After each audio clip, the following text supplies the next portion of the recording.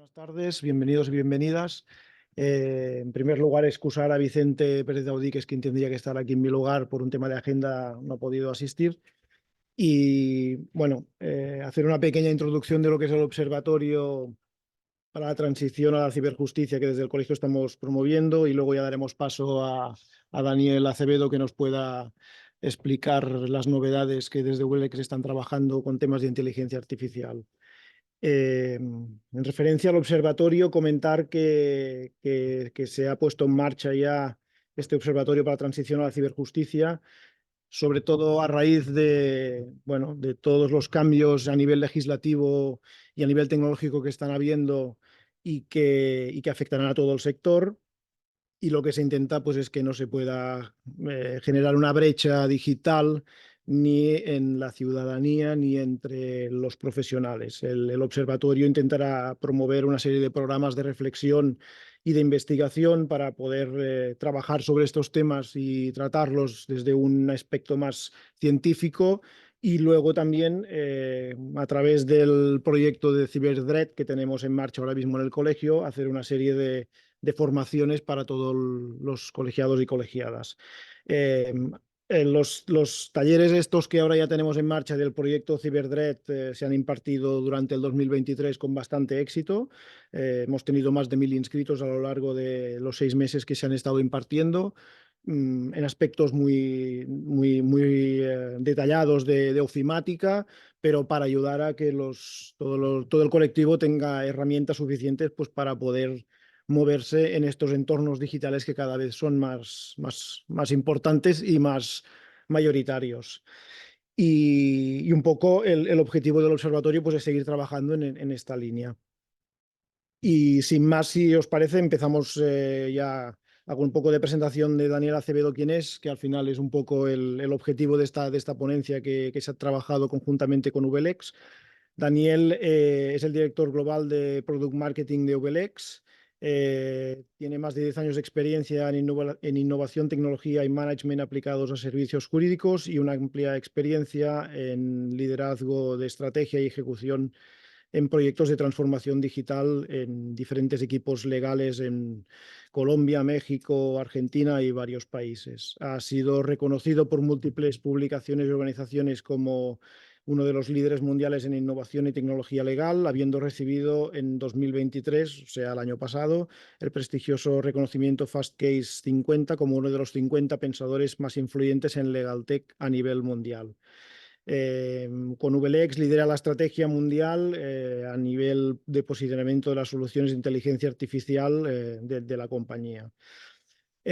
Combina su trabajo con profesorado y conferencias en temas relacionados a la transformación del ejercicio profesional del abogado y para el futuro del derecho, o sea que es la persona adecuada para que nos pueda ayudar con los problemas que nos vienen. O sea que, Daniel, cuando quieras, todo tuyo. Muchísimas gracias, Ignacio, por esa amable presentación y muchísimas gracias a ustedes por estar acá el día de hoy. Realmente, pues, esa presentación es para ustedes y por ustedes, así que mil gracias sobre todo también, pues, a las personas que están conectando y que están uniendo en este momento a la sesión.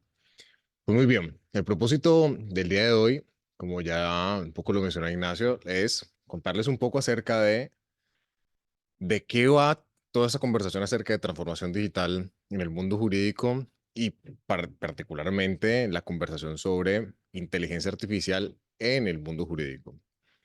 Pero para que entendamos eso, realmente yo creo que vale la pena un poco entender de qué va en general la conversación sobre tecnología y derecho, incluso irnos pues un paso anterior, porque como se van a dar cuenta ahorita, quizás ahora el tema de conversación es inteligencia artificial, pero la herramienta no es lo indispensable cuando hablamos de transformación digital y derecho. El foco de la conversación realmente está en la gestión del cambio y particularmente la gestión del cambio cultural que tenemos en el mundo de los servicios jurídicos. Entonces, para que comencemos, voy a contarles una historia, que es la historia de mi primer computador.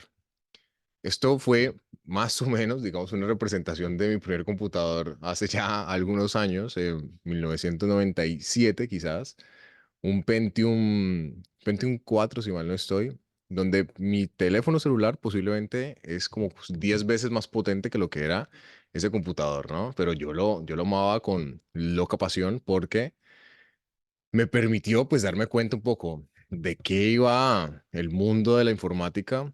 Yo soy abogado de profesión, pero luego terminé haciendo todo mi estudio de posgrado en ingeniería. Mi maestría es en ingeniería de sistemas, no es en derecho.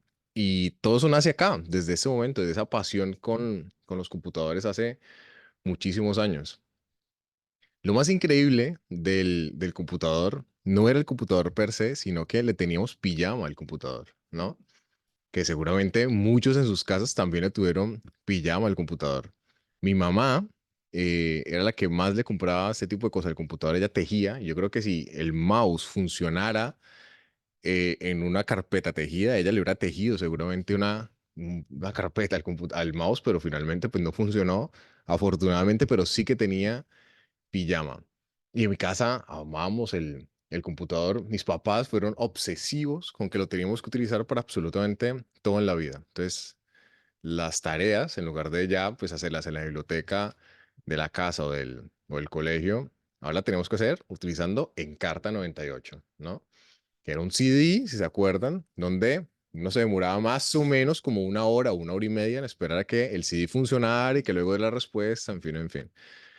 Pero lo amábamos, excepto mi mamá. Mi mamá sí que era bastante obsesiva con que nosotros lo teníamos que utilizar, pero ella no lo usaba tanto. Y mi mamá se dedicaba a una cosa que en Colombia le denominamos protocolistas. Una protocolista es una persona que trabaja en una notaría pública donde lo que hace es generar protocolos, que protocolos en términos generales son escrituras públicas para un montón de cosas, ¿no? No sé si el rol sea similar acá, seguramente será algo sí, parecido, ¿no? Em, Escrituras públicas. Yo creo que yo no he visto un documento que sea más mecánico que una escritura, porque muchas veces al final del día es llenar los datos, obviamente, del negocio jurídico que está celebrando, una compraventa de una casa, supongamos, pero la mayor parte del documento o buena parte del documento, pues son cosas que ya están predefinidas un poco por la notaría. Lo único que tenía de especial, llamémoslo así, de alguna manera, la elaboración de ese documento era que era pues, un documento en un formato especial, que era el formato de escritura pública, que es un papel especial, en fin, en fin. Bueno, mi mamá sufría amargamente porque ella esos documentos los llenaba a punta de máquina de escribir. Entonces, claro, cada vez que se medio equivocaba con algún documento, entonces era sacar el papel de la máquina, echarle corrector, ¿no? Pues para que se seque, volverlo a llenar. Entonces, la velocidad de trabajo me parecía increíblemente ineficiente. Y cuando llegó el computador a la casa, obviamente lo primero que nos dimos cuenta era que traía, pues, Microsoft Word, ¿no? No era lo máximo, digamos, pero te permitía, en lugar de que te sentaras a escribir con la máquina de escribir sin la posibilidad de la corrección, pues ya en Word, ahí ya chance y lo puedes corregir antes de imprimirlo, claramente. Yo le decía, pero mamá, mira, es que es muy sencillo. O sea, tú te metes a Word, haces lo que tengas que hacer, nos tocará jugar un par de veces tratando de ajustar las márgenes y demás para que cuadren con tu papel notarial, pero digo, eso no es tampoco tan difícil y ya está. O sea, no tienes por qué estar utilizando la máquina de escribir. Y era la persona más resistente al cambio que yo conociera sobre la faz de la Tierra. Y yo decía, pero ¿por qué? No hace ningún sentido. Bueno, finalmente con el tiempo no tuvo otra opción que utilizar el computador. Nosotros tuvimos el computador en el 97 quizás. Creo que en la notaría o en la función notarial en Colombia se masificó el uso del computador para el 2004 de pronto, 2005. Yo en esa época pues ya había entrado obviamente a la universidad, ya estaba más o menos empezando a meterme con estos temas y yo me empecé a preguntar, pues, ¿por qué no se había adelantado hace casi 10 años desde que se lo utilizaron, se lo masificaron en la notaría? ¿Por qué no se ha adelantado y ha empezado a utilizarlo en la casa? Nunca quiso pues, realmente como aceptarlo y luego con el tiempo fue que yo entendí realmente cuál era el tema con mi mamá. El día con mi mamá, en una conversación después de muchos años, fue el siguiente. Ella decía que realmente lo que la hacía muy buena en su trabajo era ser muy rápida haciendo las escrituras públicas y que entonces ella no quería perder el ser muy rápida haciendo las escrituras públicas y según ella el ser muy rápida haciendo las escrituras públicas era el buen uso que le daba a la máquina de escribir. Entonces era una conversación sobre herramientas. Y realmente yo no me di cuenta, o yo me di cuenta que no era una conversación sobre herramientas.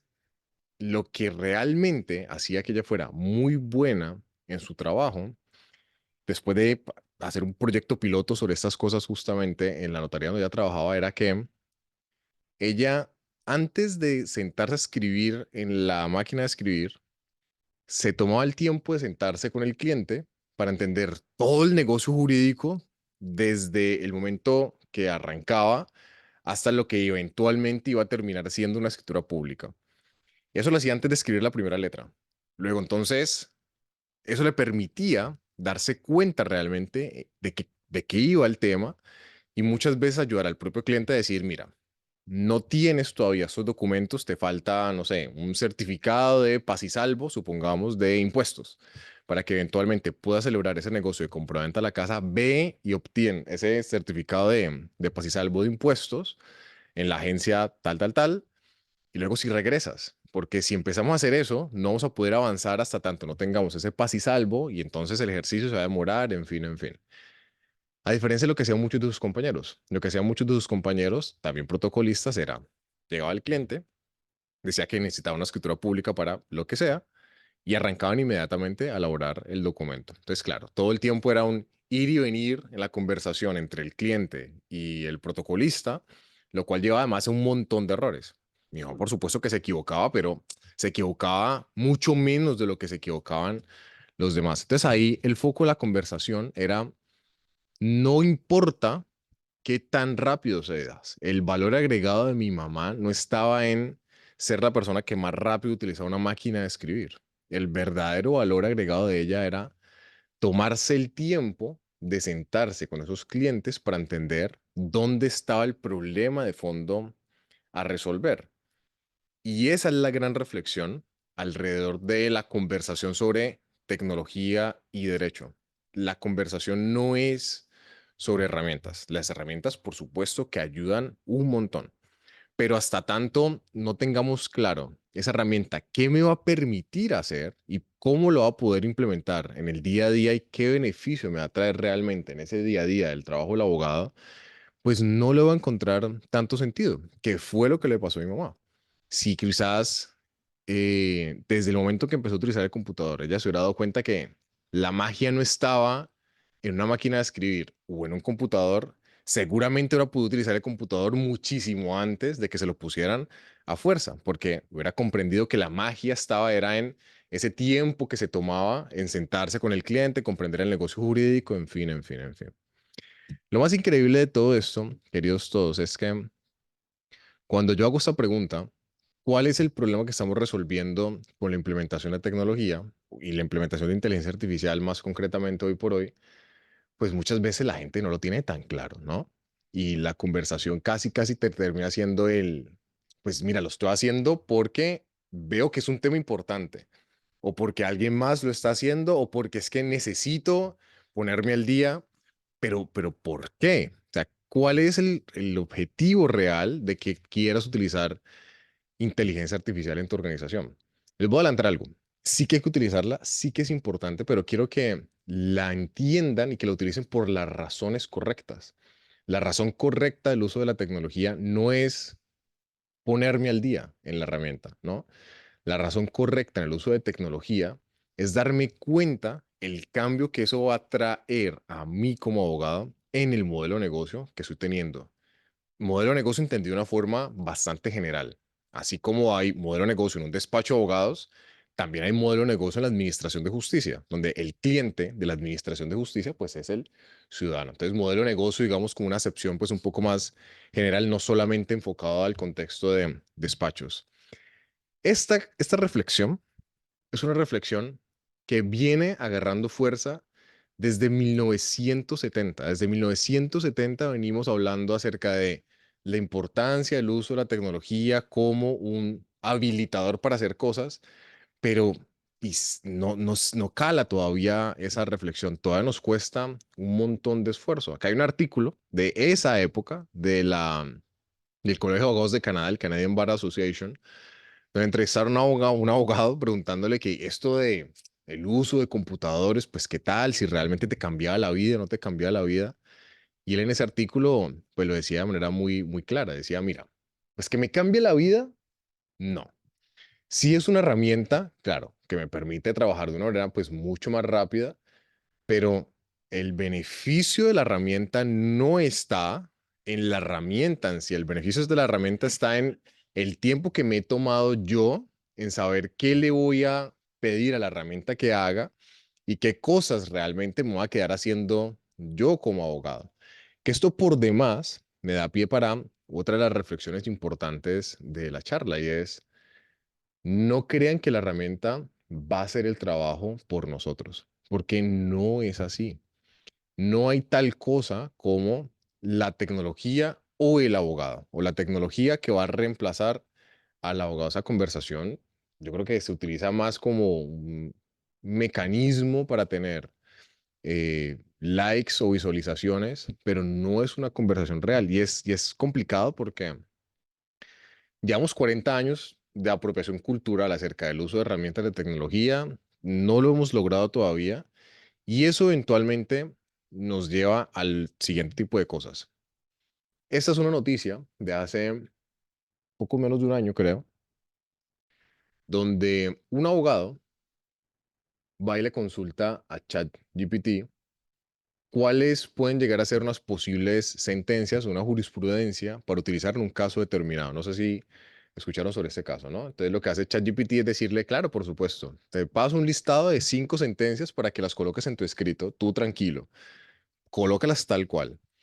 Y este abogado se confía, las copia, las coloca en el escrito con la mala suerte que las sentencias no solamente no existían, no eran reales, sino que además eran sentencias que supuestamente ha proferido el mismo juez de conocimiento en el donde estaba llevando el caso, donde claramente pues el juez de conocimiento agarra ese escrito y dice, pero ¿qué estás diciendo? Yo nunca he proferido estas sentencias, ¿no? Eso pasa, pues de nuevo, por esa falta de apropiación acerca del uso de herramientas de tecnología. Entender que la herramienta no es lo importante, entender que lo importante estaba en otro lado, que la importancia estaba en entender con todo el nivel de profundidad en qué consistía el caso y que la herramienta luego lo que iba a hacer era ayudarte a reforzar esos argumentos que estabas construyendo, pero no pensar que la herramienta era la que te iba a hacer pues todo el trabajo. Entonces, conectando eso con el punto anterior, esa resistencia al cambio, esa cultura de resistencia al cambio, sumado con el sensacionalismo, pues nos traen eventualmente noticias como esta, que yo las detesto, pero pues son cosas que vemos muy en el día a día. Y me gusta mostrarlas para destruir este tipo de mitos. Entonces, noticias como estas se encuentra, creo que más o menos un día sí y el otro también, me dicen, ahora sí, la inteligencia artificial va a venir por los abogados. Me dice, pero ¿cómo así que va a venir por los abogados? Sí, la inteligencia artificial va a reemplazar el ejercicio del abogado. Me dice, pero, a ver, ¿cómo que va a reemplazar el ejercicio del abogado? Yo me pregunto qué parte exactamente del ser abogado es la que va a ser reemplazada por tecnología, porque yo fui abogado de litigio de seguros durante mucho tiempo, fui abogado corporativo entre una empresa durante mucho tiempo y yo tenía que hacer un montón de cosas. O sea, no era solamente el ejercicio de búsqueda de jurisprudencia, no era solamente el ejercicio de sentarme a escribir. Ahí está. No era solamente el ejercicio de sentarme a escribir los contratos o sentarme a escribir la contestación de una demanda. Era un montón de cosas. Era todo eso unido más otras cosas. Hace no mucho salió un estudio de un grupo de abogados en Estados Unidos que trataba de determinar cuál es la taxonomía del trabajo del abogado. En pocas palabras, ¿qué es lo que hace un abogado en su día a día? Esto que ven acá es como el nivel uno, lo más superficial de la taxonomía del trabajo del abogado, y ya son un montón de cosas. Después de ese ejercicio se dieron cuenta, bajaron a nivel 2, nivel 3, y se dieron cuenta que más o menos uno en el día a día puede llegar a ser 100 actividades distintas, ¿no? Entre contestar correos electrónicos, elaborar escritos, hacer búsqueda jurisprudencial, elaborar contratos, conceptos, en fin, en fin, en fin, en fin. Y eso asumiendo, partiendo de la premisa de que es un abogado en un contexto corporativo. Si eso además le colocáramos los matices del ser abogado en los distintos contextos en los que movemos, pues realmente hacemos un montón de cosas, ¿no? Está el abogado que trabaja en la administración de justicia, está el abogado en un contexto corporativo dentro de una empresa, está el abogado en un contexto corporativo pero dentro de un despacho de abogados. Entonces, actividades hay por un montón. Por hacer un ejercicio no más de resumen y de simplificación, nosotros podríamos decir que un abogado se concentra mínimo en tres cosas: administrar el negocio del ser abogado, que eso ya per se es una tarea supremamente difícil y quita un montón de tiempo. Facturar, llevar la contabilidad, llevar los informes a tiempo, llevar el control de los casos que estás atendiendo, tener la documentación guardada como Dios manda para que eventualmente puedas recuperar esa información y utilizarla en otras cosas. Brindar soluciones, que es, en efecto, dar ese servicio legal. Y por supuesto, pues pensar de vez en cuando en innovar en la práctica. Y cuando hablo de innovar en la práctica, ni siquiera hablo acerca de pensar en el uso de tecnología, sino pensar, por ejemplo, en esos nuevos argumentos que necesitas utilizar para ese servicio que te están solicitando, o esa cláusula que intentas escribir, o el simple hecho de sentarse a estudiar, ¿no? Entonces, queridos todos, la verdad es que un abogado hace un montón de cosas en su día a día. Y si me permiten, yo creo que lo mejor que nos puede pasar es que llegue algo y que nos reemplace en algunas de esas actividades, sobre todo en las actividades que más tiempo consumen, pero donde no está la magia de nuevo. Yo les puedo asegurar, sin conocer la práctica a la que se dediquen todos ustedes en este momento y las personas están conectadas, que la magia de su ejercicio profesional no está en ser los que más sentencias se leen del Tribunal Supremo de Justicia, ¿no? Eso ayuda, por supuesto, y ayuda sobre todo cuando estás arrancando, ¿no? Tener esa posibilidad de aprender un montón de lo que dicen los jueces eventualmente.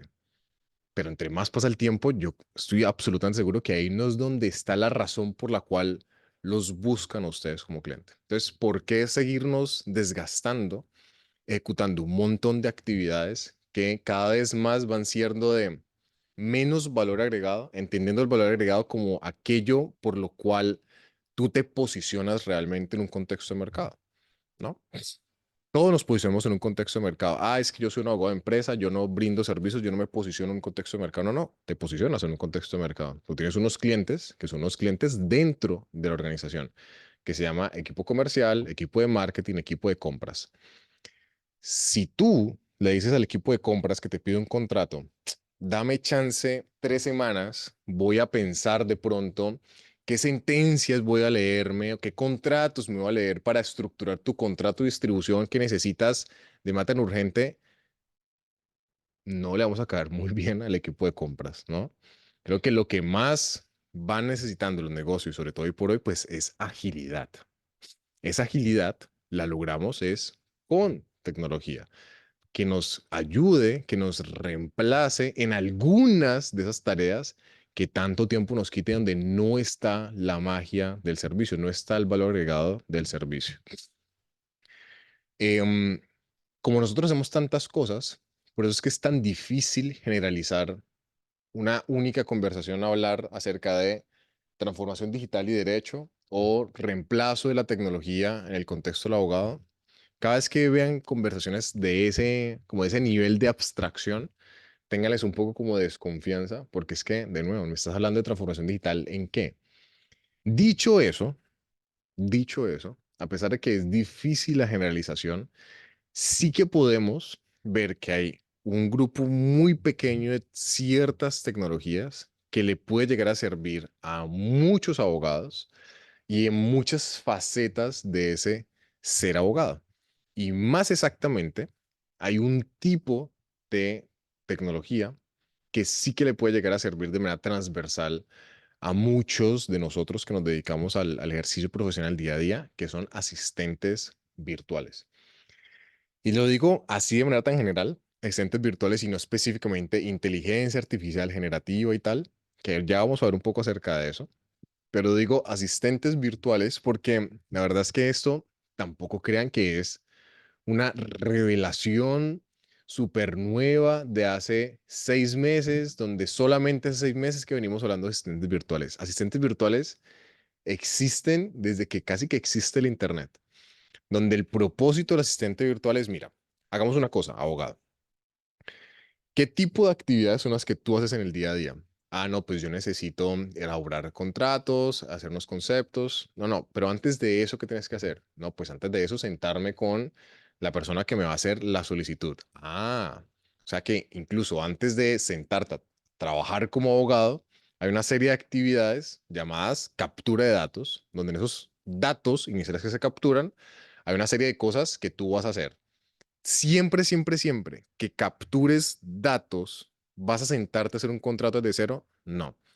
Puede que con la solicitud inicial lo que me están pidiendo es un concepto, que es un concepto que yo ya di hace 6 meses. Luego, entonces la tarea no debería ser recibir la solicitud y elaborar un concepto otra vez sobre algo que ya hice, sino recibir la solicitud y derivar al usuario para que vaya y consulte el concepto que ya escribí anteriormente. Eso es un asistente. Hacer que una máquina entienda eso y lleve al usuario directamente a esa autogestión de información son de las cosas más útiles que uno puede hacer en la vida y no estoy hablando de tecnología súper avanzada. Vamos a hacer un ejemplo. Antes de eso, como les decía, hablar de asistentes virtuales en el mundo jurídico, llevamos ya casi que 10 años de conversación acerca de esto y de hecho, hace 10 años más o menos existía un antecesor de ChatGPT en el mundo jurídico que se llamaba Ross Intelligence, una empresa norteamericana. Finalmente cerró, escúchenme bien, cerró por la falta de información que pudiera hacer que el sistema funcionara bien, lo cual nos da una pista importante sobre qué cosas se pueden hacer ya dentro de los trabajos que tiene cada uno de ustedes, sus organizaciones. Trabajen en información, porque la información es la base fundamental para que luego se puedan construir un montonal de cosas. Por ejemplo, no sé, eventualmente en los trabajos que ustedes pueden llegar a tener, ¿cuántos tienen catálogos de cláusulas o catálogos de contratos? Cláusulas maestras, me hago referencia, en donde dependiendo de cierto tipo de operación, yo sé que se utiliza esta cláusula y no esta, o esta cláusula en compañía sí o sí de esta otra. O en el caso de los litigantes, ¿cuántos de ustedes tienen información guardada de todas esas contestaciones, esos escritos que han hecho de demanda y saber en qué momento se ha utilizado un escrito o cuál escrito de demanda o cuál argumento dentro de esos escritos de demanda, de contestación de demanda, es el que mejor resultado les ha dado frente a uno y otro caso? Esa información es valiosísima, al punto de que esta empresa de tecnología hace 10 años comenzó con el primer ChatGPT para abogados y les tocó cerrar hace unos 3 años aproximadamente. Y cerraron porque no tenían información. Lo que más nos caracteriza a nosotros en ULX, ahorita, pues sí, claro, la inversión en tecnología que estamos haciendo y demás, eso es importante, pues lo que más nos ha caracterizado a nosotros es pues, la información que tenemos hace 30 años. Ahí es donde está realmente la magia, llamémoslo así, de lo que nosotros hacemos en el día a día, ¿no? Muy bien, asistentes virtuales. Vamos a darles un ejemplo que es la cosa más rudimentaria del mundo, pero por rudimentaria y por simple es que es potente, justamente. Y además, un ejemplo no tan del mundo corporativo para que vean que eso es perfectamente aplicable a cualquier contexto en el que nos encontremos, llámese administración de justicia, administración pública, en fin. Esta es la página de Facebook del gobierno de Singapur. Entonces, ellos dicen, a ver, primera reflexión. Tenemos pues, un montón de gente que necesita entender qué hacer con los servicios de ciudad. Y por supuesto, aunque tenemos un montón de portales de la ciudad de Singapur, Esos portales no son tan fáciles de navegar y son portales además diversos, porque es la página web de Hacienda, la página web de Tránsito, la página web de Sanidad, etcétera, etcétera, etcétera. Decían, aparte de eso, resulta que por alguna razón en la vida, en el año 2018, creo que fue este video, había un incremento de las multas de tránsito. Pero a pesar de que hay un incremento en la imposición de las multas, no necesariamente se incrementaba en la misma medida la gente pagando. Y cuando le preguntaron a la gente por qué no paga, le decían, es que no, pues no sé. Recién me dieron la licencia, no sé cómo pagar, no conozco muy bien el procedimiento. Pero bueno, vale. Entonces, ¿qué hacemos? Nos inventamos una campaña y colocamos en todos los paraderos de bus. Si ne tienes una multa, métete aquí, por aquí la pagas. O, más vale, pensamos dónde está todo el mundo metido hoy por hoy, Facebook, y hacemos algo en Facebook, que es donde está la gente en el día a día, para darle la información que necesita para que pague sus multas de tránsito. Entonces lo que hicieron fue crear un asistente, la cosa más rudimentaria del mundo, ya lo van a ver por qué, pero que funcionaba muy bien en esa época para que la gente por lo menos empezara a familiarizarse con la información de los servicios de ciudad. Entonces, acá, como se dan cuenta, uno abría el asistente de conversación o el botón de mensajes y decía empezar, ¿no? Por lo general, todos estos bots de esta época, estoy hablando ni siquiera de 10 años hacia atrás, pero es que ha evolucionado tan rápido que bueno, ¿no? Le digo, ¿cómo estás? Me dice, excelente. Le digo, hola, soy Daniel Acevedo. ¿Eres un bot? Me dice, sí, soy un bot y tú eres ser humano. Yo, pues, espectacular, comenzamos una linda amistad. Entonces, a partir de ahí, me empieza a botar información. En esta época, estos bots no estaban diseñados para tener capacidades conversacionales. Lo que hacía era, dependiendo de algunas palabras clave, arrojarte información. En este caso, como estaba tratando de tener la conversación, pues me arrojaba cualquier cosa, ¿no? Entonces, pues eso no es útil, digamos. Lo útil es que yo más bien, dependiendo de las opciones que aparece en la sección inferior, si se dan cuenta, ahí sí clicara alguna de esas opciones para que esos tags asociados a esas opciones, por ejemplo, el tag de la palabra estudiar, pues significa que era información acerca de el Ministerio de Educación, sobre visados para estudiantes, sobre becas, en fin, en fin, en fin. Entonces le diera clicar en esas opciones para que dependiendo de lo que necesitaras consultar, pues ahí sí te fuera llevando de a pocos al sitio web de la agencia en donde necesitabas consultar. No sé en España qué tan avanzados estemos frente a esto, pero en Colombia, pues digamos que he hecho el ejercicio en algunas agencias que tienen página de Facebook y me he metido al mensaje, a la opción de mensajes. Comenzar. Hola. Eres un bot. Nada, me podría quedar esperando tranquilamente 15 años y pues nada de información. Y de nuevo, es la cosa más rudimentaria, pero potente. Porque al final del día, si nuestro propósito es darle información a las personas para que actúen fácilmente sobre algo, no hace falta hacer inversiones en mega tecnología o en mega campañas de comunicación. Es pensar qué problema es el que queremos resolver. Y el problema en este caso era acceso a la información. La gente no tiene un problema de, es que no tengo una herramienta de inteligencia artificial o es que no tengo blockchain. Eso no es un problema, ¿no? El problema es, no estoy siendo rápido. El problema es, la gente está cometiendo infracciones de tránsito y no la está pagando. Ese sí es el problema. Partiendo del problema, luego ya podemos encontrar cómo lo podemos solucionar. Ahora, claro, a hoy sí que tenemos cosas pues un poco más modernas, ¿no? Algunos de ustedes seguramente lo habrán visto. Este es nuestro asistente de inteligencia artificial hoy por hoy. Se llama Vincent, donde lo que hemos construido es un asistente que le puedo solicitar que haga por mí esas tareas mecánicas repetitivas que me quitan tiempo. Por ejemplo, en este caso, hacerle una pregunta directamente al asistente para que el asistente, sobre la base de la pregunta que yo esté haciendo, vaya y haga el ejercicio de búsqueda jurisprudencial o búsqueda de más bien, todas las fuentes de autoridad, no solamente jurisprudencia, y sobre la base de todas esas fuentes de autoridad, me traiga la respuesta directamente a esta pregunta, ¿no? Entonces, como lo ven acá, lo que está haciendo en este momento es mostrándome todas las fuentes o todas las sentencias o leyes donde he encontrado información para construirme una respuesta lo más rápido posible y lo más corta posible frente a la pregunta que yo estoy haciendo. Una pregunta con contenido jurídico que perfectamente cualquiera de nosotros podría hacer en el día a día. ¿Cuál es el régimen de responsabilidad aplicable en el caso de un fallecimiento de una persona que fallece a causa de un accidente de tránsito, pero por un hueco en la vida, un hueco que no fue reparado, por ejemplo, por pues, la autoridad encargada de hacer la reparación de vías, ¿no?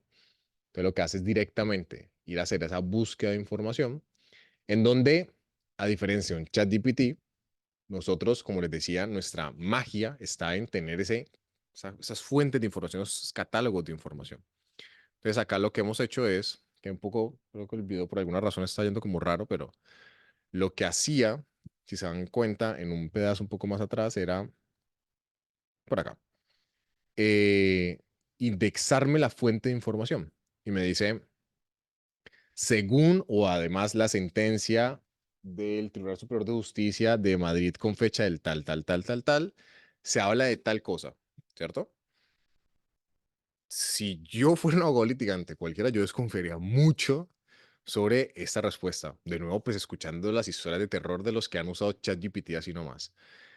Es decir, el problema de confianza se resuelve si le colocamos el hipervínculo, el enlace directamente a la fuente de información, para que en caso tal de que yo no esté tranquilo sobre si eso existe o no existe, pues le hago clic directamente entonces a la fuente indexada para que dentro de OLX se me abra directamente la sentencia y entonces ahora sí ya puedo leerle y darme cuenta que es una sentencia de verdad, ¿no? Ahí donde va a estar la clave de la aplicación de inteligencia artificial para el trabajo del abogado en el día a día. Que se tenga esa posibilidad de no solamente que me provea respuestas, sino yo como abogado poder corroborar de alguna manera esa información que me llega. Entonces, una vez más, no se trata de reemplazarte como abogado. No, no pasa. Primero que todo, ¿cuántos clientes de ustedes, sean honestos, hacen una pregunta de este estilo, ¿no? O sea, abogado, ¿qué tal? ¿Cómo estás? Es que yo soy un cliente que no sé derecho, pero tengo unas dudas increíbles acerca de cuál será el régimen de responsabilidad aplicable en un caso de un accidente de tránsito. Pues un cliente jamás en la vida le habla a uno en esos términos. Si el cliente supiera lo suficiente de derecho para hablarle a uno de regímenes de responsabilidad, no nos contrataba como abogados, ¿no? La única manera de que una herramienta como esta funcione y funcione bien es que sea utilizada por un abogado, que sepa a esa persona cómo preguntarle y utilizar las palabras adecuadas para que la búsqueda realmente esté súper dirigida a lo que necesitamos, ¿no? Ahora les voy a mostrar algo que está todavía más increíble y es algo que de lo que somos muy orgullosos en la empresa de haber construido recientemente, pero además es nuestra visión acerca de para dónde va todo esto de la inteligencia artificial y los servicios jurídicos. Nosotros creemos que mm, no va a haber tal cosa como una inteligencia artificial, valga la redundancia, súper inteligente, que eventualmente incluso tenga esa capacidad de sentarse con un cliente y entender su problema de fondo. No, nada de eso. Nosotros creemos que el futuro a corto plazo de la inteligencia artificial está es en tener un mega asistente para el abogado, en donde solamente el abogado, con base en ese conocimiento de la ley, en ese contexto, en las preguntas, va a poder guiar fácilmente al asistente para que le provea lo que necesita y luego sí salir y darle la respuesta al cliente final. Asistentes como el de búsqueda, que fue el que acabaron de ver, o asistentes como este que les quiero mostrar aquí, que es un asistente de análisis documental, donde yo vengo acá al componente de análisis documental y le cargo, el video está yendo un poquito extraño, entonces voy haciendo como pausas para que se entienda un poco mejor, le cargo información. Esto fue un ejercicio que hice esta mañana, de hecho, para traérselos acá súper fresquito. La información que le cargué al asistente fue la nueva propuesta regulatoria de inteligencia artificial para la Unión Europea. Hay una propuesta de la Comisión de Transformación Digital, la Comisión de Inteligencia Artificial creo que se llama, para tener la ley de inteligencia artificial, ¿cierto? Vale. Ya salió la versión final, la versión cotejada entre comisión y parlamentarios y un montón de cosas. Y el texto final es este, que ven aquí. Ese texto tiene 300 páginas, creo. Por supuesto, no me lo he leído todo, para nada. No me lo he leído ni la décima parte, pero no sé si me lo tengo que leer todo. Yo además vivo pues un poco en Colombia, ¿no? Entonces no sé si en efecto yo soy la persona que me tenga que leer eso. Chance y alguien que está acá dedicado a inteligencia artificial, pues sí se lo va a tener que leer y aprender todo. Pero yo igual necesito o quiero tener información sobre el documento. Entonces lo que hace ahora el asistente es, claro, mira, carga el documento, que lo que voy a hacer yo como asistente es entender todo el documento por ti. Y de hecho, si se dan cuenta acá, me da unas opciones o unas alternativas o unas sugerencias más bien de preguntas para continuar la conversación. Que esas sugerencias de preguntas ya vienen contextualizadas sobre el documento. Es decir, las sugerencias no son, ¿quieres que te diga en qué página está tal cosa? No, no, las sugerencias son, hazme un resumen de los objetivos y el alcance de la Artificial Intelligence Act, de la propuesta. Crea un checklist, que esto fue lo que dice a continuación, crea un checklist de todos los requerimientos que deben de cumplir los sistemas de inteligencia artificial según la propuesta. Es decir, las sugerencias de búsqueda son directamente asociadas sobre el propio documento. O yo puedo bajar en el cajón de texto y escribirle directamente y decirle de qué trata este documento. Hazme un resumen, pero le doy una orden distinta a las que me sugería anteriormente. Igual me va a hacer un resumen sobre el documento.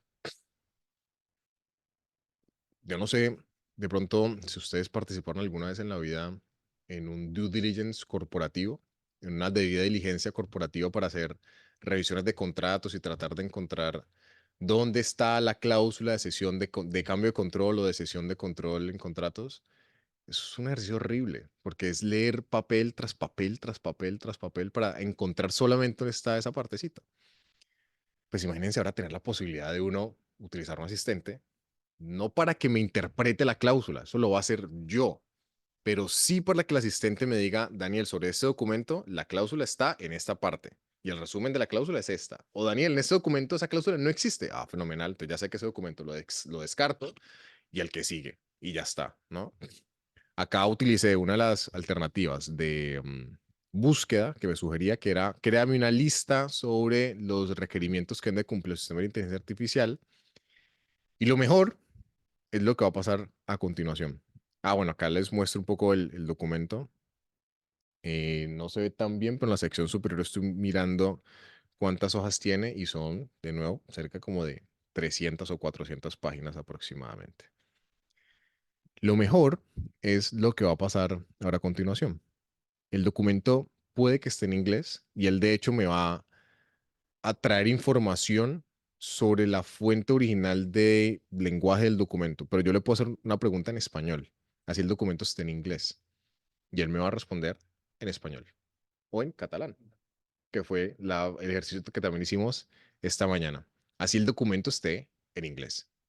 De tal manera que, de nuevo, para nosotros el futuro está en no reemplazar el ejercicio del abogado, sino más bien proporcionarle todas las herramientas posibles al abogado para que sobre la base de esas herramientas nosotros podamos hacer mejor nuestro trabajo en el día a día. Quitarnos de en medio todas esas actividades de bajo valor agregado, de nuevo, entre comillas, y concentrarnos realmente en el corazón del tema.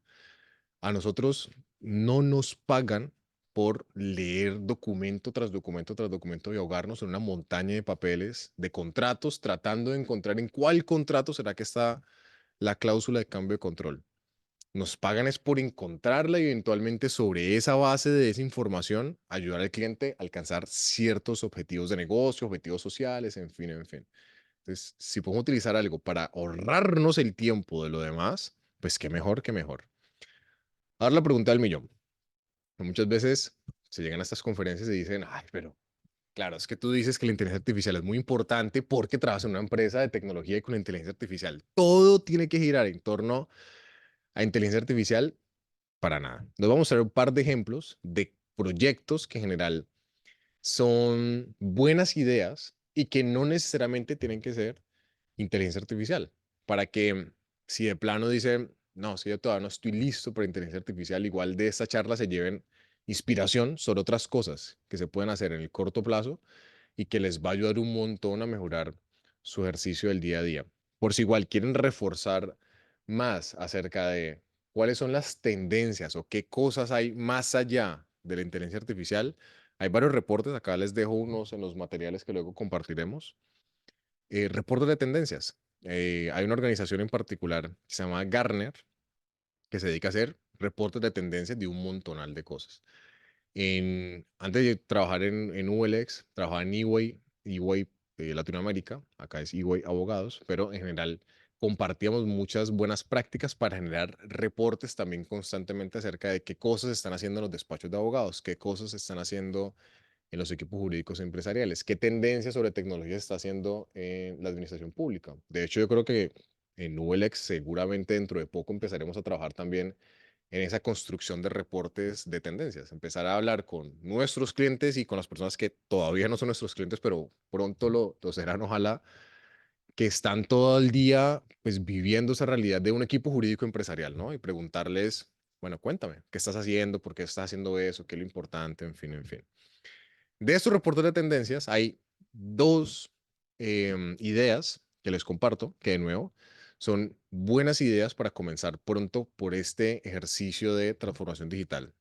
La primera buena idea es digitalizar la experiencia del cliente legal y la otra buena idea, que eso ya lo habríamos comentando, es mejorar la gestión de la información. ¿Qué es esto de digitalizar la experiencia del cliente legal? Bueno, acá les cuento una historia de mi vida como consultor cuando trabajaba en EY. Yo me dedicaba a asesorar empresas principalmente en sus iniciativas de transformación digital que tuvieran algún componente legal. Trabajaba mucho con sector financiero, porque increíblemente, en el sector financiero, aunque parece que como que hay un montón de cosas ya hechas sobre transformación digital y sí, hay un montón de cosas, todavía quedan un montón de cosas por hacer. Una de esas cosas era el llenado de un documento que en Colombia se pide para cualquier cosa que uno vaya a hacer en la vida, que es el documento de conocimiento de cliente, se llama en Colombia el Know Your Client Declaration, que básicamente es un documento, este que ven acá en pantalla, donde tú tienes que indicar cuál es la procedencia de fondos, si eres una persona políticamente expuesta, un PEP, si tienes cuentas en el exterior, en fin, en fin. Me dice, bueno, vale, o sea, se entiende que ese documento, pues uno tiene que llenar una vez, pero es que cada vez que voy a hacer una operación contigo, que además eres mi banco, me pides que llene el documento 43 veces. Entonces, pues yo creo que ya mi información la tienes y con toda seguridad te puedo asegurar que de un mes para acá no he cambiado de trabajo, no tengo cuentas ahora en el extranjero, no, no, sigo siendo el mismo, ¿no? Pues esa reflexión fue la que tuvimos justamente en el equipo de la vicepresidencia jurídica hace algún tiempo. Dijeron, oye, la verdad es que, y sí, es un poco ya odioso estar pidiendo la misma información una y otra y otra y otra vez para la misma cosa realmente. ¿Qué tal entonces si digitalizamos esa experiencia de ese documento para que las personas, uno, cuando se acerque la persona por primera vez a llenar el formulario, en lugar de llenarlo en papel, se meta ahora a este portal? Si la persona se acerca a hacer la operación en una sucursal física del banco, el ejecutivo de cuenta abre el portal y le voltea la pantalla al usuario y le pasa el teclado. Llena tus datos. Entonces yo voy a colocar mis datos. Daniel Santiago Acevedo Sánchez, cédula de ciudadanía, acá sería el DNI, número tal, tal, tal. Si yo coloco esa información y ya soy cliente de la organización, lo que va a pasar a continuación es que con el número del DNI, todo lo demás se va a llenar. Dirección de residencia, número celular, correo electrónico. Usted, señor, dijo que trabajaba en VLEX, que su salario era tal, tal, tal. ¿Eso ha cambiado? No, no ha cambiado. Ah, perfecto, pues aceptar. Y ya quedó listo el documento. Lo que era llenar un documento que me demoraba 5 minutos, pues ahora van a ser 3 clics. A eso es a lo que se le conoce como digitalizar la experiencia del cliente legal. Daniel, pero es que yo trabajo en un despacho, ¿cómo digitalizo la experiencia del cliente legal? Les voy a dar una idea súper sencilla. Con toda seguridad, ustedes los clientes todo el día los llama a pedirles informes de cosas, o puede que no todo el día, pero sí con cierta recurrencia. Tengan ya esa información puesta en alguna parte. No, pero es que yo no tengo ninguna herramienta súper potente. No, no estoy hablando de herramientas súper potentes. Haz el informe, anticípate, tenlo en, no sé, Word si quieres, o en Excel, crea una carpeta compartida con el cliente y pásale la información por la carpeta compartida. O deja que él solito acceda a esa carpeta para que consulte esa información. Yo creo que no hay nada más desgastante que no estar llamando a alguien todo el tiempo, ¿no? Mándame la información que es que necesito, ¿no? Métete a la carpeta y consulta que está todo actualizado, todo está listo. A eso es lo que hacemos referencia con digitalizar esa experiencia del cliente legal. La otra buena idea es trabajar en digitalización de la información, que era un poco lo que les comentaba hace un rato. Lo que ustedes hacen el día a día genera información que es valiosísima. Esto es una pesadilla. Dinamarca.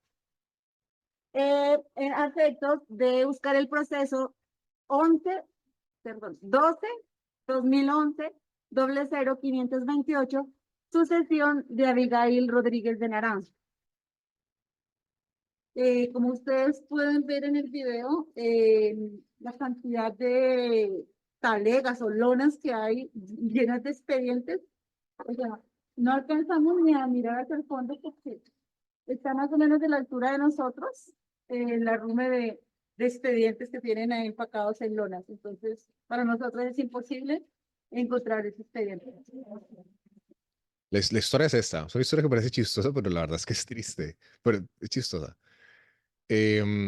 Va unos demandantes, una familia, y por alguna razón piden el desarchivo de un expediente de una sucesión al juzgado.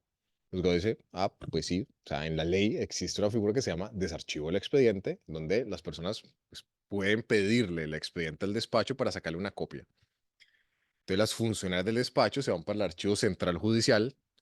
¿Qué es esto? Les presento el archivo central judicial de Colombia.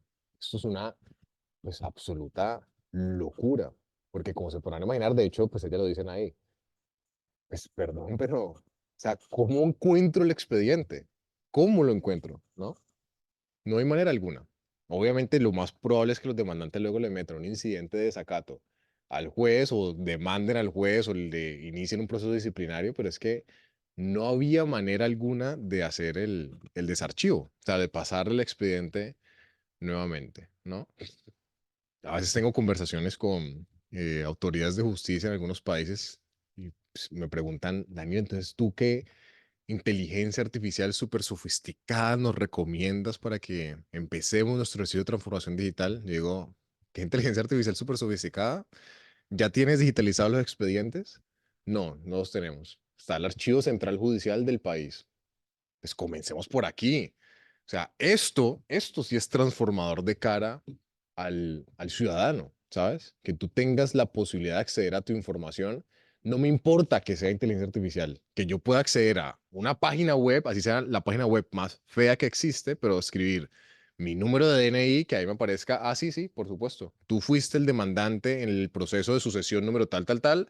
Acá está la información. Ah, que por seguridad necesitas autenticarte. Bueno, no importa. Entonces, que todos los usuarios o todos los ciudadanos tengan que crear un usuario único con una contraseña y demás, pero esto sí es transformador.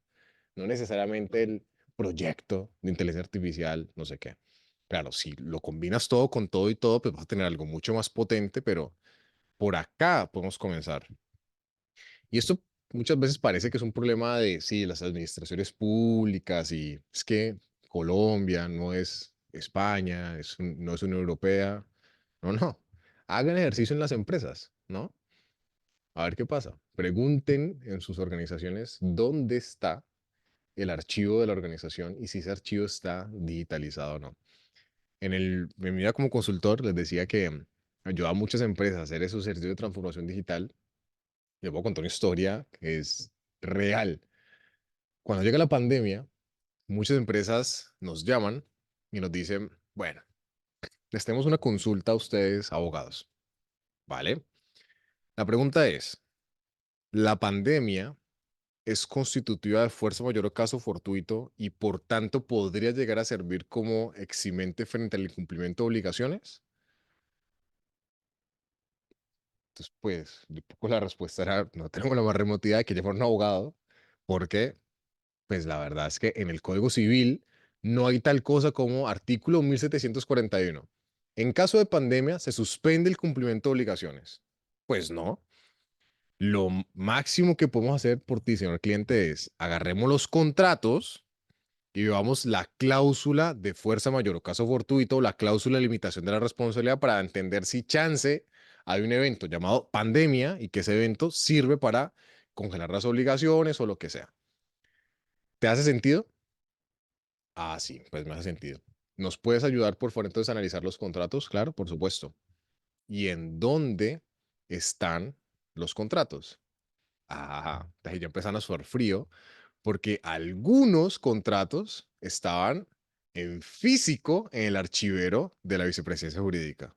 Y claro, en pandemia, ¿quién iba a ir a la oficina a acceder a los contratos?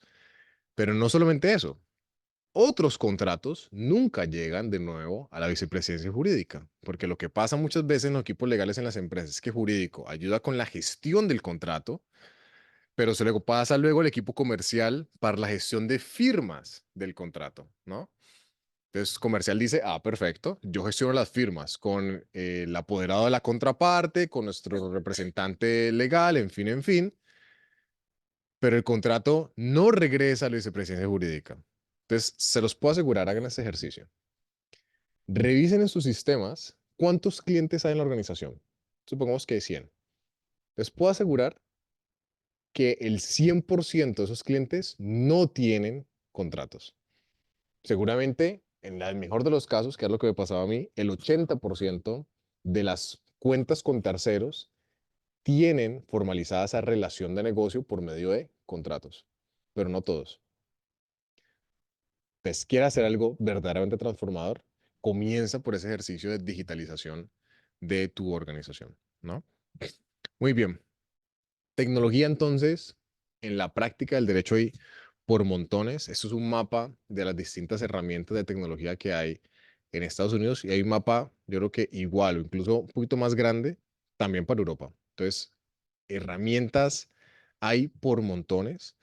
El corazón de esa conversación no es sobre las herramientas, es sobre gestión del cambio. Es qué tanto nosotros estamos dispuestos a dedicarle tiempo a entender que sí, que hay un conjunto de herramientas, pero que ahí no está la esencia de lo que nosotros hacemos, que la esencia está es en la asesoría, entendiendo asesoría como esa conversación que tenemos con los clientes en el día a día para solucionarles sus problemas o para solucionarles la vida.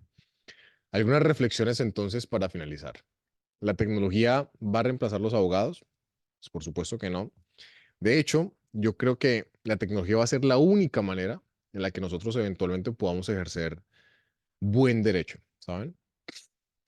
Es una estadística que les traigo de mi bello país, donde más o menos desde la entrada de del último gobierno, estamos viendo que hay una producción legislativa amplia, también decretos por parte de agencias, en fin, no solamente leyes, digamos, cerca de 20 nuevas normas por día, ¿no? Entonces tú dices, ¿uno cómo hace?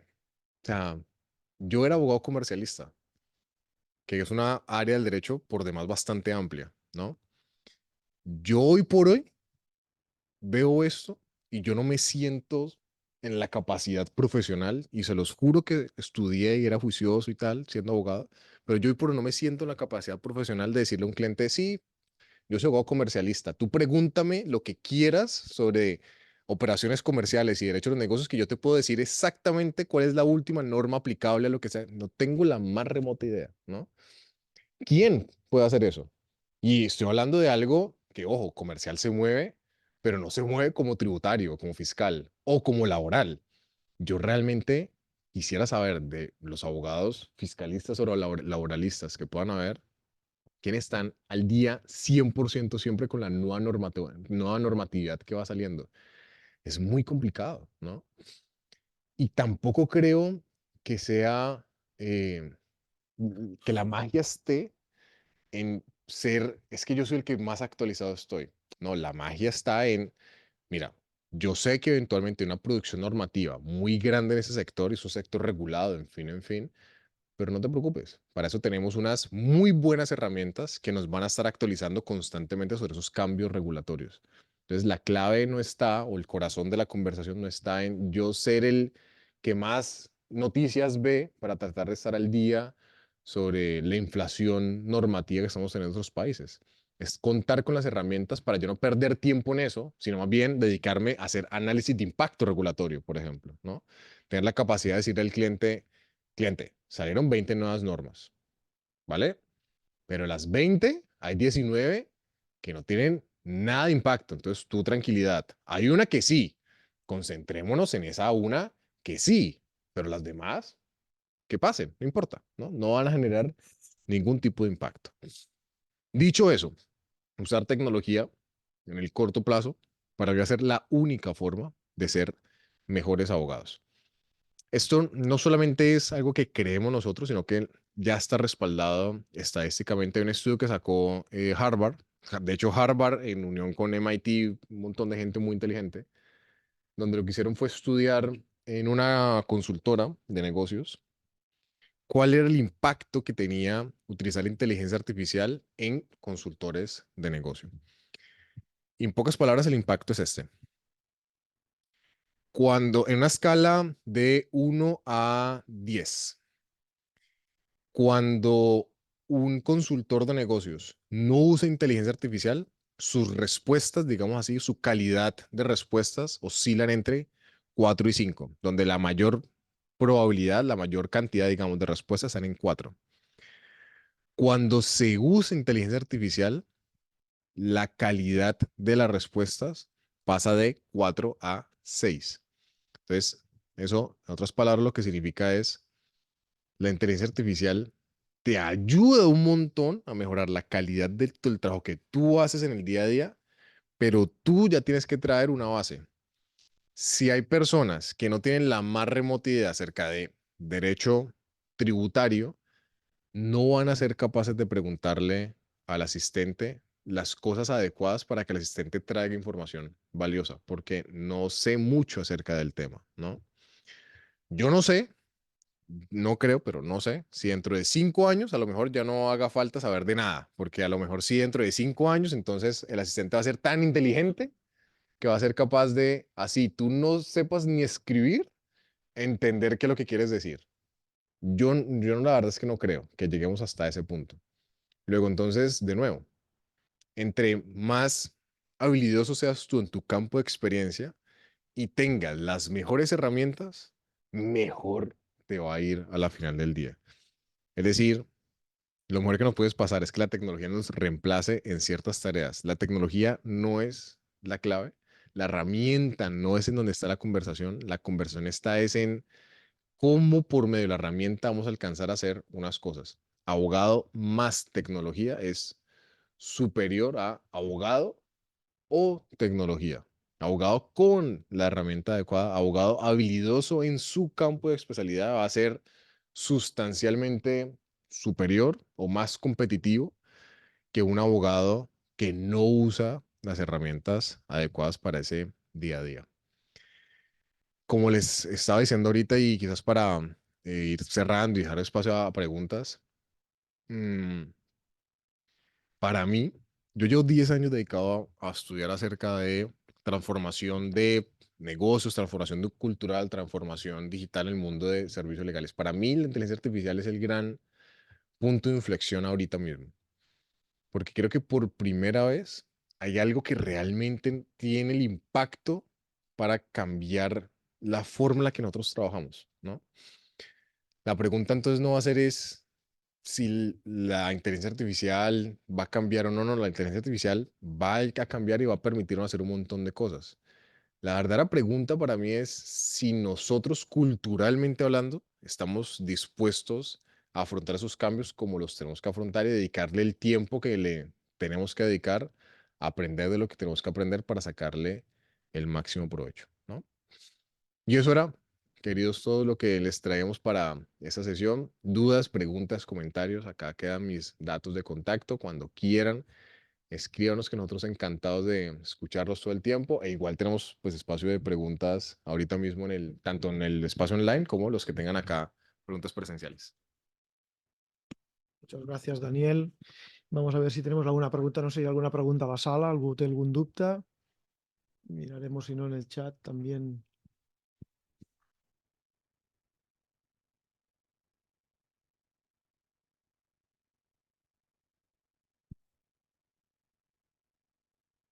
No hay ninguna pregunta. Sí, allá. Venga. Hola, buenas. Estoy bastante de acuerdo con lo que has expuesto, pero creo que siempre el ejercicio del abogado se encuentra con un muro infranqueable que es la administración pública. Es decir, por mucha tecnología que metamos y vayamos en coches voladores, siempre el notario y registrador van a ir con su tecnología arcaica, la administración va a ir con su tecnología arcaica. O sea, siempre hay un muro infranqueable y la pregunta un poco va en cómo podemos hacer desde nuestra posición para forzar un poco ese cambio, que se adapten un poco a la forma de trabajar de los abogados que queremos innovar. Esa es la pregunta, yo creo que del millón, porque es verdad, ¿sabes? En el caso de nosotros, por ejemplo, somos una empresa de información jurídica con tecnología. Si los juzgados de España tuvieran sus sentencias cargadas en alguna plataforma pública, nosotros haríamos todavía un mejor trabajo, porque no solamente analizaríamos las sentencias de tribunales superiores y demás, sino que ahora podríamos ver incluso hasta la granularidad de un juzgado. Esa información no es tan fácil de encontrar, por ejemplo, digitalizada. Entonces, el gran problema de la administración pública, como tú mencionas, es que va a unos pasos muy lentos frente a lo que uno necesita. Para mí, la clave está en justamente espacios como el Colegio de Abogados. Es decir, organizaciones que no son parte de ese estamento público y que tengan la capacidad de sí movilizar ese estamento público por las conversaciones y por las cosas que se hagan desde acá. Se me ocurre de plano, por ejemplo, un proyecto en donde desde el Colegio de Abogados se propone una nueva forma para autenticar la titularidad de bienes para que eso no necesariamente recaiga en una agencia estatal. No sé si acá se tenga eso, pero en Colombia, por ejemplo, pasa. Solamente hay una agencia estatal que es la que se encarga de dar fe del dominio de los bienes inmuebles, ¿no? Que se llaman oficinas de registro de instrumentos públicos, que son un horror, porque funcionan increíblemente lento, la información a veces no aparece, en fin, en fin, en fin. Entonces, si desde organizaciones como esta se empiezan a impulsar ese tipo de proyectos, ese tipo de ideas, yo creo que chance y eso puede ayudar que de alguna u otra manera la administración pública empiece a movilizarse. Lo que de plano, si nunca va a pasar es esperar que desde la administración pública lleguen los proyectos y nos vengan con la solución diciendo, ahora tú tranquilo que la titularidad de los derechos de dominio se garantizan así, así, así. Toca al revés, uno desde la ciudadanía y desde organizaciones colegiadas impulsar esos cambios en lo público.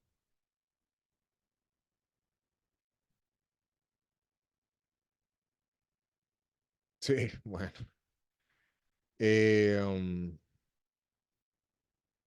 Moisés, un comentario de Moisés, que gracias por la intervención. Sí, utilizando VLEX concretamente, la inteligencia artificial, ¿en qué se traduce? Porque realmente todas las bases de datos que ahora funcionan, hasta las públicas, es lo que usted decía, utilizar un poco y concretar y hacer una labor de trabajo para concretar el asistente virtual, entre comillas, y hacerle la pregunta real o lo que quieres buscar. ¿Qué ofrece la inteligencia artificial de nuevo? O sea, ¿qué es qué es el paso? Porque ahora metes y buscas en, no sé, el Consejo General del Poder Judicial, empieza a buscar tal, tal, tal, y bueno, si lo llevas, como decía su madre que lo llevaba, muy bien estudiado, acceder a una jurisprudencia más o menos eh, concreta. ¿Cuál es el punto que ofrece ese paso de inteligencia artificial a la hora de buscar? Buena pregunta. Yo creo que el punto que te ofrece en general la inteligencia artificial, y luego hablo en lo particular de OLX, es que a pesar de que no tengas muy claro dónde encontrar la información, pero si tengas clara la pregunta, le haces esa pregunta al sistema y que el sistema solito te va a guiar a donde vas a encontrar la información que necesitas, ¿no? Para el caso particular o para el ejemplo particular que pones, la, supongo que es similar a Colombia. Los buscadores en general de jurisprudencia de las autoridades, pues son difíciles de utilizar. Es decir, encontrar la información cuesta tiempo, ¿no? Toma tiempo. Luego, entonces, la ventaja que tiene la inteligencia artificial es que es capaz de comprender las particularidades del lenguaje natural, el contexto de una conversación y decir, ah, vale, vale. La pregunta que me está haciendo Daniel, así no sea la pregunta más estructurada del mundo, es sentencias de impuestos sobre las ventas en la venta de criptoactivos, supongamos. Luego, entonces, lo que le hace la inteligencia artificial es entender esas particularidades del lenguaje y entender que lo que tiene que ir a buscar son sentencias de impuesto sobre las ventas, pero específicamente sobre criptoactivos. Entonces, eso solo me ahorra el tiempo de hacer esa búsqueda yo manualmente. En el caso de nosotros, en lo particular ya, nosotros creo que lo que más nos ha destacado como organización durante todos estos años que llevamos es la confianza que le entregamos a la gente de la información que encuentras en ULX. Es información que está curada, estás seguro que esa información existe, que la puedes utilizar para lo que sea que necesitas hacer en la vida, en fin. Nuestro asistente de inteligencia artificial, a diferencia de un asistente público, nosotros no hacemos búsqueda de información en Internet, en Twitter, digámoslo así, ¿no? O directamente en la página X del Tribunal Superior de Justicia. Porque lo que hacemos es utilizar la información que ya hemos recolectado durante un montón de tiempo, que ya la tenemos organizada y que ya la tenemos curada. Eso a nosotros lo que nos evita, en la medida de lo posible, es que el asistente se invente cosas, ¿no?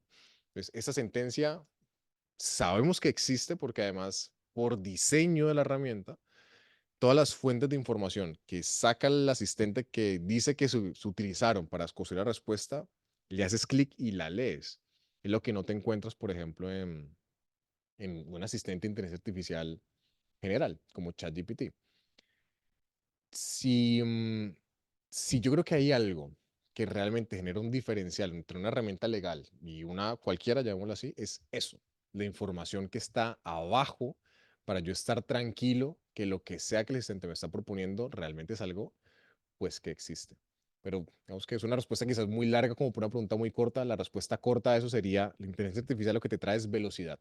Velocidad en la búsqueda de información, para que a pesar de que la base de datos que está por abajo no esté supremamente organizada, o así la pregunta no esté increíblemente bien formulada, pero sí que tiene que tener un contexto, la inteligencia artificial hace que esa pregunta conecte fácilmente con la base de datos. Y ya está.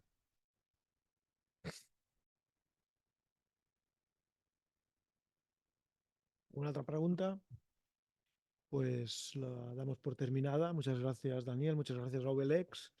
Y esperamos que volvamos a poder colaborar y... Sea la primera de muchas. Exacto. Muchísimas gracias. Buena tarde.